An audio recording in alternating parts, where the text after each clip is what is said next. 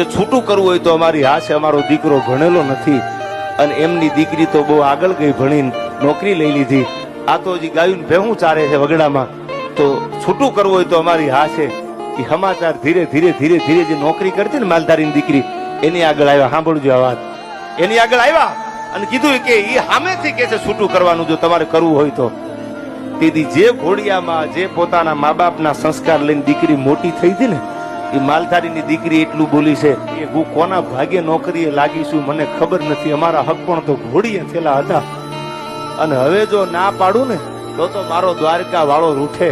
મારા નસીબમાં હતું મને દ્વારકા વાળાએ આપી દીધું, હવે મારાથી બીજું બોલાય નહીં.